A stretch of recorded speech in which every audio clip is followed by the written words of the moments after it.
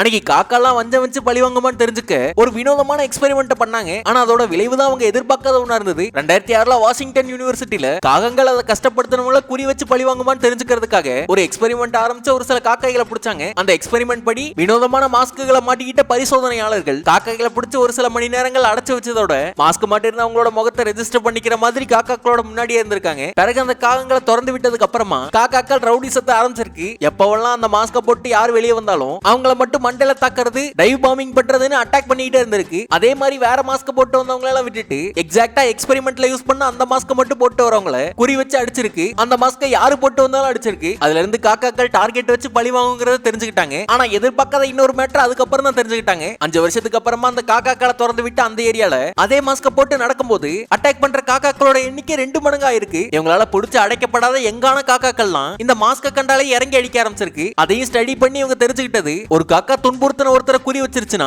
அது மத்த காக்கைகள்ட்டையும் அதோட சந்ததிகள்ட்டையும் தாக்கின நபரை பத்தி போட்டு கொடுக்கறதோட அடிக்கிறதுக்கு அதுகளை செட் பண்ணி விடணும். அதாவது தெரியாம ஒரு காக்காக்கு நீங்க தீங்கிழைச்சா கூட அது பரம்பரையா உங்களை குறி வச்சு தாக்குங்கிறத அன்னைக்கு ஆராய்ச்சியில கண்டுபிடிச்சவங்களே அதிர்ச்சியானாங்க.